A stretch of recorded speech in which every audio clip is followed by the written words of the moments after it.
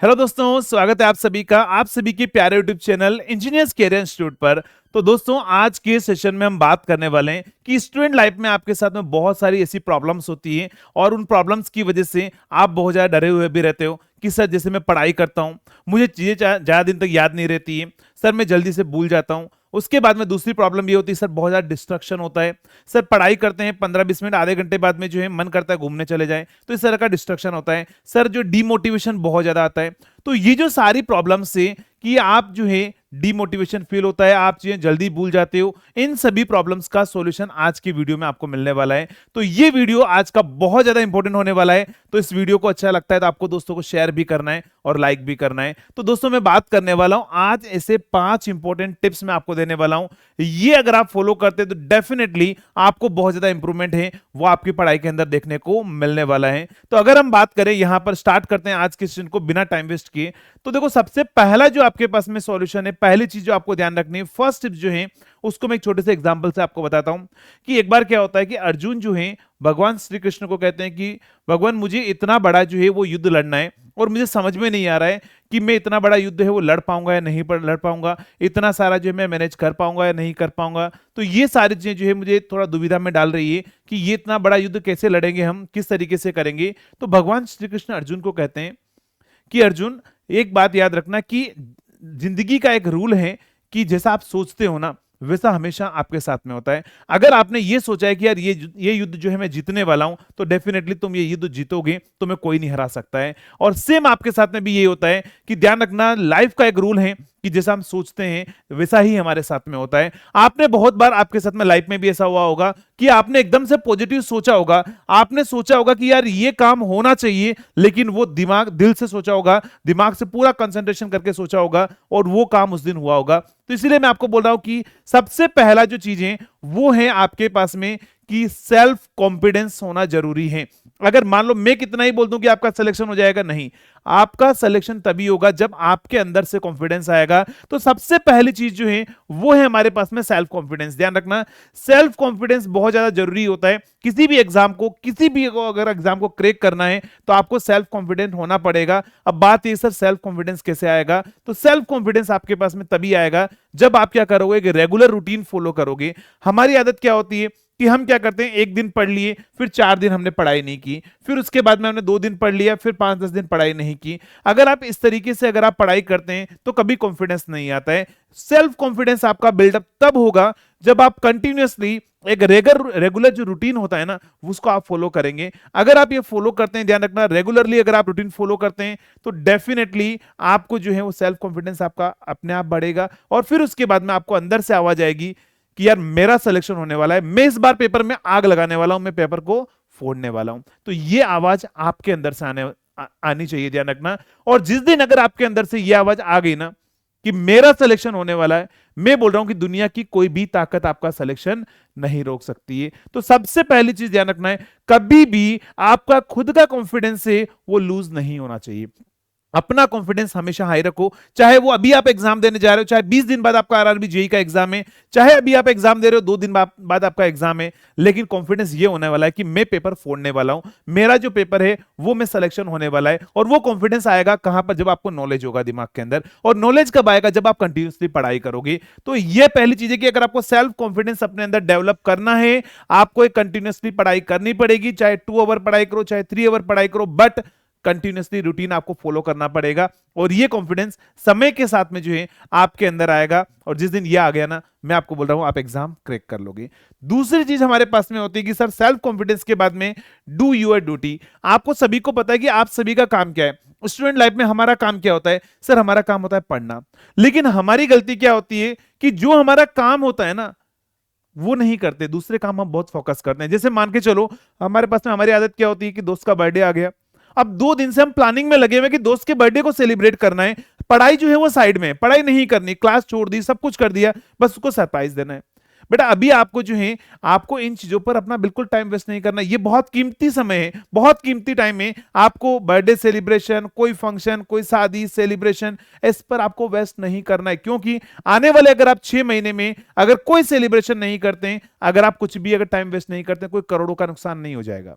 लेकिन मेरी बात मान लो, और अगर आपने टाइम वेस्ट किया है ना, तो करोड़ों का नुकसान जरूर हो जाएगा, नहीं तो आपको 1 साल और देना पड़ेगा। इसीलिए ध्यान रखना, आने वाले 6 महीने में आपके लिए सिर्फ एक काम होना चाहिए, एक काम होना चाहिए, और वो काम अभी आपका क्या है? वो है आपका पढ़ाई। वो है पढ़ाई। उस पढ़ाई को करो, सिर्फ पढ़ाई पर फोकस करो, इसके अलावा कहीं पर भी आपको फोकस नहीं करना है। चाहे कुछ भी काम आ जाए, कितना भी इंपॉर्टेंट काम हो, पहले फर्स्ट प्रायोरिटी हमें देनी है पढ़ाई को। लेकिन हम अभी देते हैं सेकंड प्रायोरिटी पढ़ाई को, कि हम क्या करते हैं, हम शादी में चले जाएंगे, कहीं पर मान लो रिलेटिव में शादी होगी, 10 दिन वहां पर एंजॉय करेंगे, उसके बाद में 10 दिन बाद लौटेंगे, फिर क्लास से कंटिन्यू करेंगे। ऐसा नहीं होना चाहिए। क्लास अगर आपके टाइम पर हो रही, रेगुलर आप क्लासेस लीजिए, रेगुलर आप रिवीजन कीजिए। रिवीजन के लिए मैंने आपको वीडियो ऑलरेडी प्रोवाइड करवाया, मैंने आपको 20 डे का जो मैंने आपको चैलेंज दिया है, उस चैलेंज को आपको क्या करना है? पूरा करना है ना। तो मेन चीजें, सबसे पहले जरा अपनी ड्यूटी जो है वो जरूर करनी है, अपना काम पहले करना है, चाहे दुनिया का सारा काम छूट क्यों ना जाए, कोई दिक्कत नहीं है, सबसे पहले आपको इस पर फोकस करना है। तो सेकंड आपको चीज का ध्यान रखना है, ध्यान रखना, पहला सेल्फ कॉन्फिडेंस आपका कभी कम नहीं होना चाहिए। दूसरा, आपका जो काम है, जो आपकी ड्यूटी है, वो हमेशा आपको फॉलो करनी है। अगर हम बात करें, तीसरा पॉइंट जो है वो हमारे पास में सर माइंड कंट्रोल, और ये बहुत ज्यादा जरूरी है। अपने आप के माइंड के ऊपर कंट्रोल करना बहुत ज्यादा जरूरी है, क्योंकि होता क्या है कि जैसे हम क्या करते हैं, हम पढ़ाई करने बैठते हैं, पढ़ाई करते हैं, उसके बाद में आधे घंटे बाद मन करता है कि यार 5-10 मिनट के लिए मैं रील देख लूं, ठीक है, रील्स देख लेता हूं, मोबाइल चला लेता हूं, दोस्तों के साथ में व्हाट्सएप पर बात कर लेता हूं, पढ़ाई करते हैं आधे घंटे तक, मन करता है यार उस दोस्त को फोन लगा के उससे बात कर लूं। इस तरीके से आपको अपने माइंड पर कंट्रोल ही नहीं है। और ध्यान रखना, जब तक आपके माइंड पर अपना कंट्रोल नहीं होगा, तब तक आप अपने लक्ष्य को हासिल नहीं कर पाओगे। भगवत गीता में भी कहा है कि जिस दिन अगर आपने अपने माइंड को जीत लिया ना, तो ये मान के चलिएगा आप सारी दुनिया को आपने जीत लिया। क्या बोला मैंने? कि भगवत गीता में ये कहा है कि जिस दिन अगर आपने अपने माइंड को जीत लिया ना, तो ये मान के चलना आपने सारी दुनिया को जीत लिया, सारी दुनिया जो है आपने हासिल कर ली। उसके बाद में आपको जो चाहिए, जो एग्जाम चाहिए, आप अपना क्रैक कर पाएंगे, लेकिन उसके लिए आपको अपने ऊपर कंट्रोल जरूर करना पड़ेगा। तो ये आपके पास में बहुत ज्यादा जरूरी है कि सर अपने माइंड पर कंट्रोल करना है। जो भी चीजें आएगी आपको डिस्टर्ब करेगी, आपका मन करेगा कि यार वहां पर घूमने चले जाओ, नहीं, लेकिन अगर आपको अपने माइंड पर कंट्रोल है, जैसे मान लो अगर आप क्या होता है कि आप किसी दोस्त के साथ में शोरूम में घूमने के लिए जाते हैं, आपका दोस्त बहुत अमीर है, उसके बाद में क्या होता है, जब वो महंगे महंगे कपड़े खरीदता है ना, तो हमारा भी दिल करता है कि यार मैं भी महंगे कपड़े खरीदूं। लेकिन नहीं, आपको अपने माइंड को समझाना है कि भाई जो है वो जो हम खरीदेंगे वो तब खरीदेंगे ना जब हमारे पास में क्या होगा, मेरी नौकरी लगेगी। अभी हम उस कंडीशन में नहीं है कि हम महंगे कपड़े खरीदें, तो इसके लिए आपको अपने ऊपर कंट्रोल करना पड़ेगा। बहुत सारी ऐसी चीजें होगी जिनको आपको कंट्रोल करना पड़ेगा। अगर आपने अपने माइंड पर कंट्रोल करना सीख लिया, तो मैं आपको बोल रहा हूं कि उसके बाद में आप 4 घंटे भी नींद लोगे ना, तो भी नींद आपके लिए इनफ होगी। ये ध्यान रखना, 5 घंटे नींद लोगे तो भी इनफ होगी। लेकिन अगर आपका अपने माइंड पर कंट्रोल नहीं, जैसे होता है ना कि आपको पता है कि आप क्या करते हो कि सुबह उठना होता है, आप सोचते हो कि मैं कल सुबह 6 बजे उठूंगा, लेकिन होता क्या है कि जब सुबह 6 बजती है, अलार्म बजता है, तब मन करता है कि यार 5-10 मिनट और सो लें, फिर 10 मिनट सोते, फिर सोते आधे घंटा और सो ले, फिर पता लगता है 8 बजे हम उठ रहे हैं। इसका मतलब आपको अपने ऊपर कंट्रोल ही नहीं है। आप अपने ऊपर कंट्रोल रखिए, अपने ऊपर कंट्रोल रखिए। क्या है कि अगर उठना है मीन्स उठना है, पढ़ाई करनी है मीन्स क्या करना है, मुझे सिर्फ पढ़ाई करनी है। तो इस तरह का आपके पास में होना चाहिए। अपने माइंड पर आप कंट्रोल करो, डेफिनेटली आपको जो है बहुत हेल्प मिलेगी। और आप जो डिस्ट्रैक्ट होते चीजों से, जैसे अगर मैं छोटा सा एग्जांपल बताता हूं, आप मुझे बताओ, अगर आप सेल्फ स्टडी कर रहे हो, आप पढ़ रहे हो कमरे पर बैठकर, आधे घंटे बाद में आपके अंदर डिस्ट्रक्शन हो रहा है, ठीक है, लेकिन आप मुझे बताओ यही 2 घंटे जब आप एग्जाम हॉल में बैठते हो, जब आप पेपर देने के लिए जाते हो, क्या पेपर हॉल में आपके दिमाग में कभी ऐसा आता है कि यार एक काम करता हूं, फोन चला लेता हूं, रील्स को देख लेता हूं, थोड़ा स्क्रॉल कर लेता हूं, ठीक है, या फिर एक काम करता हूं, किसी फोन पे बात कर लेता हूं, क्या मैं घूमने चले जाता हूं, क्या ऐसा मन में आता है? नहीं आता है। तो आपके अंदर वो कैपेसिटी है। ऐसा नहीं कि आपके अंदर कैपेसिटी नहीं, कि आप अपने अंदर कंट्रोल नहीं कर सकते। आप अपने ऊपर कंट्रोल कर सकते हो। एग्जाम हॉल में आप जब आप बैठते हो, 2 घंटे तक आपका पूरा फोकस होता है सिर्फ ओनली पढ़ाई पर, एग्जाम पर, चाहे वो 2 घंटे का हो, चाहे 3 घंटे का पेपर हो। इसका मतलब आपके अंदर कैपेसिटी है कि आप अपने ऊपर सेल्फ कंट्रोल कर सकते हैं, डिस्ट्रक्शन से बच सकते हैं। तो ध्यान रखना, अगर आप अपने माइंड पर कंट्रोल करना आपने सीख लिया ना, तो मैं बोल रहा हूं आप डिस्ट्रक्शन से डेफिनेटली बचोगे। अगर हम बात करें नेक्स्ट अगले पॉइंट पर, तो नेक्स्ट यही है डिस्ट्रक्शन से बचने का तरीका। मैंने आपको बोला डिस्ट्रक्शन जो है उससे अगर आपको बचना है, तो मेन चीज वही है ना कि आप अपने ऊपर कंट्रोल करना सीख लो। और कंट्रोल करने के लिए क्या है कि बहुत सारे लोग मेडिटेशन करते हैं। आप दिन में कम से कम सुबह शाम 5-5 मिनट के लिए आप मेडिटेशन कीजिए, और मेडिटेशन से क्या होगा, आपको अपने अंदर कंट्रोल करने की कैपेसिटी जो है वो बढ़ेगी। क्लियर है? तो आपको यहां पर डिस्ट्रक्शन से अगर बचना है तो अपने माइंड पर कंट्रोल करना पड़ेगा। नेक्स्ट इसके बाद में जो है एक और भगवत गीता में श्री कृष्ण ने कहा है कि बेटा समय सबका चेंज होगा, ठीक है, एक समय सबका आएगा, किसी का दिन बदलेगा और किसी का दिल बदलेगा, उन्होंने ये बोला है। तो अगर आप अपने काम में मेहनत करते रहते हैं, अगर आप अपने काम को 100% अगर आप देते हैं, फुल ऑन, अगर आप जो है जिस काम के लिए डेडिकेशन आपने लिया है, जो जिस भी एग्जाम को आपने टारगेट किया है, अगर आप 6 महीने तक फुल डेडिकेशन के साथ में उसकी पढ़ाई करते हैं, तो ध्यान रखना समय जरूर चेंज होगा।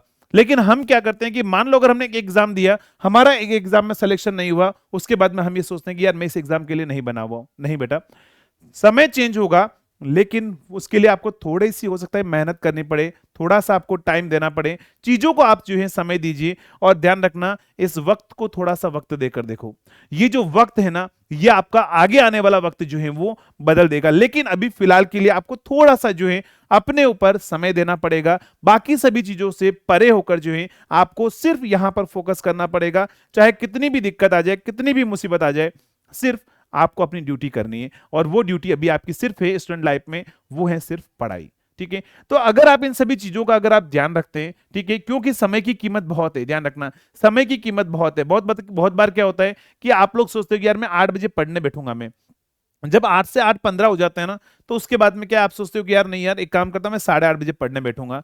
तो आपको समय की कीमत पता ही नहीं है कि समय कितना कीमती है। बेटा ये वक्त बहुत बहुत कीमती है, ध्यान रखना, ये जो वक्त है ये बहुत कीमती चीज है, ठीक है। और यहां पर ध्यान रखना, इस वक्त की वैल्यू समझो। आप जो है 8 घंटे का, अगर आप 8 बजे अगर आपने बैठने का पढ़ने का प्लान बनाया है, तो मतलब 8 बजे बैठना है, चाहे कुछ भी हो जाए। अगर आपने 8:30 बजे बैठ रहे हैं, मतलब आप वक्त की कीमत नहीं समझ रहे हैं। उस आधे घंटे में बाकी दुनिया पढ़ रही होगी, आप जो उस आधे घंटे में एंजॉय कर रहे हो। तो ध्यान रखना, वक्त बड़ा कीमती है। इस समय को जो है, इस वक्त को जो है थोड़ा सा वक्त आप दीजिए। और ये जो वक्त है, मैं आपको बोल रहा हूं, आपका आने वाला वक्त जो है वो डेफिनेटली बदल देगा। तो ये 5 इंपॉर्टेंट टिप्स जो मैंने आपको बोली है कि टाइम चेंज होगा, आपका समय चेंज होगा, ध्यान रखना, डिस्ट्रक्शन से आपको बचना है, वो आपके अंदर कैपेसिटी है कि आप बच सकते हो। एग्जाम हॉल में भी आप बैठते हो, अपने माइंड को कंट्रोल करना सीखो। बाकी कुछ भी अगर थॉट्स आती है, उसको आप अपने आप जो है अंदर इंस्ट्रक्शन दीजिए और उसको कंट्रोल कीजिए। और यहां पर आप अपनी ड्यूटी से कभी भी आपको नहीं मुकरना है। और साथ में आपका कॉन्फिडेंस जो है हमेशा सॉरी, तो आपका कॉन्फिडेंस से हमेशा क्या होना चाहिए, वो हाई रहना चाहिए। अगर हम बात करें इस वीडियो में, तो देखो एक और चीज मैं आपको बताता हूं कि आरआरबी जेई की जो भी प्रिपरेशन कर रहे हैं, या आरआरबी एएलपी की किसी की प्रिपरेशन अगर आप कर रहे हो, तो मेन चीज है, जैसे मान लो अगर आप इन 3 एग्जाम को टारगेट कर रहे हो, तो यहां पर क्या है, सबसे पहले आपको क्या करना है, नो अबाउट एग्जाम पैटर्न, ठीक है। किसी एग्जाम को क्रैक करना है, तो आप पहले आप एग्जाम पैटर्न के बारे में जानिए, चाहे वो एएलपी हो, चाहे आरआरबी सीबीटी हो, चाहे एनटीपीसी हो, चाहे कोई सा भी एग्जाम हो। सबसे पहले अगर आप किसी एग्जाम को क्रैक करना चाहते हैं, तो उसका पैटर्न आप जानिए। जैसे यहाँ पर सीबीटी 1 सीबीटी 2 दो होते हैं एग्जाम। उसके बाद में क्या करना है, यहां पर आपको यह ध्यान रखना है उनका सिलेबस क्या है। तो सर सीबीटी 1 का सिलेबस अगर हम बात करें, तो सर सभी में यही है, मैथ्स है, रीजनिंग है, जनरल साइंस है और जीके है। अगर आप कोई सी भी एग्जाम, तीनों एग्जाम को अगर आप टारगेट कर रहे हैं, तो सभी को आप पहले सिलेबस देखिए और सिलेबस के अकॉर्डिंग ये पता लगाइए कि मुझे इस सिलेबस को कंप्लीट करने में कितना समय लगेगा। ये भी मैंने आपको बता दिया है कि कम से कम मैथ्स को कंप्लीट करने में आपको 100 आवर्स देने पड़ेंगे। अगर आप डेली 1 आवर देते हैं, तो ध्यान रखना 100 आवर्स करने के लिए 3 महीने लगेंगे। ध्यान रखना, अगर आप डेली 1 आवर देते हैं, तो 3 महीने तक जाकर, 3 महीने बाद जाकर आपका आरआरबी का मैथ्स कंप्लीट होगा। अगर मैं बात करूं इसकी रीजनिंग, 80 आवर्स कम से कम लगेगा। अगर आप यहां पर जनरल साइंस की बात करो, ये 3 महीने लगेगा। यहां पर कंप्लीट करो तो ये कितना आएगा, ये कम से कम 6 महीने लग जाएगा। अगर आप क्या करते हो, यहां पर एक 1 आवर देते हो, तो अगर आप यहां पर देख रहे होंगे, तो यहां पर समय लगेगा। इसीलिए मैं आपको बोलता हूं हमेशा कि वक्त की कीमत समझो। वो जो आधा घंटा है, वो इस पे आप पढ़ाई लगाओ, बिल्कुल वेस्ट नहीं करना है। अगर आप इस पूरे सिलेबस को अगर आप देखोगे, तो कम से कम 450 प्लस आवर का सिलेबस होता है। अब 450 प्लस आवर के सिलेबस को अगर आप दिन का 1 घंटा देते हैं, महीने के 30 आवर अगर आप देंगे, तो कम से कम आपके पास में 1 साल से ज्यादा लग जाएगा। तो इसीलिए आज से डिसाइड कीजिए। और अगर आपने प्रिपरेशन अभी भी शुरू नहीं किया आरआरबी जेईई, अगर आप 25 को टारगेट कर रहे हैं, तो आज से अपनी प्रिपरेशन शुरू कीजिए। क्यों? क्योंकि सिलेबस बड़ा है बेटा। ये तो सीबीटी 1 की बात कर रहा हूं, सीबीटी 2 और है। तो दिन के अगर आप कम से कम 5 आवर अगर आप पढ़ाई को देते हैं ना, तो 5 आवर अगर आप देंगे, तो कम से कम ध्यान रखना कि 1 महीने में 150 आवर होंगे और 3 महीने में जाकर 450 आपके पास में आवर होंगे। 3 महीने में जाकर ये सीबीटी 1 का सिलेबस कंप्लीट होगा, जब 5 घंटे डेली आप पढ़ते हैं। और अगर हम बात करें इसके बाद में, तो आपके पास में अगला जो टेक्निकल होगा, सीबीटी 2 होगा, टेक्निकल भी पढ़ना है, उसका भी लगभग 500-800 प्लस आवर का सिलेबस होता है। तो यानी कि कंप्लीट अगर आपको प्रिपरेशन करनी है कि सर CBT 1 और CBT 2 मैं चाहता हूं कि मेरे एग्जाम नोटिफिकेशन से पहले कंप्लीट प्रिपरेशन हो जाए, तो उसके लिए आपको कम से कम 8 मंथ जो है आपको देना पड़ेगा। और अभी आपके पास में SSC JEE हो या RRB JEE हो, उसके एग्जाम में 6 to 8 मंथ अभी आराम से बचे हुए हैं।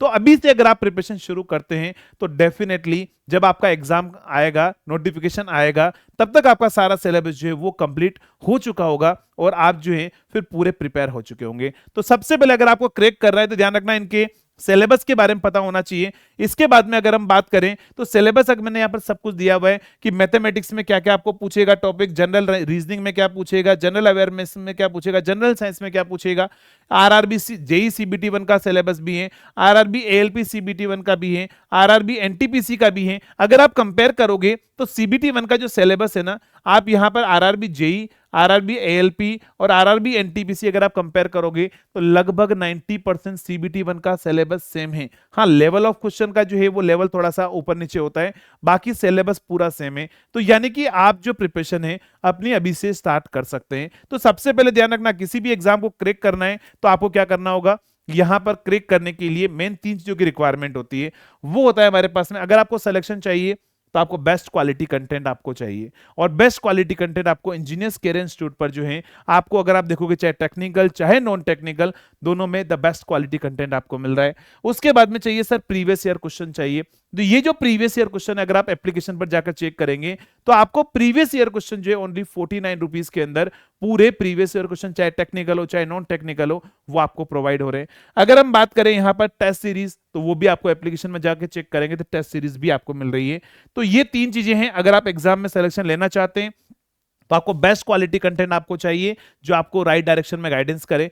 उसके बाद में आपको PYQ लगाने, टेस्ट सीरीज लगानी। अगर 3 चीजें अगर आप फॉलो करते हैं तो आप डेफिनेटली आने वाले एग्जाम के अंदर अपनी एक सीट है वो पक्की कर लेंगे ना।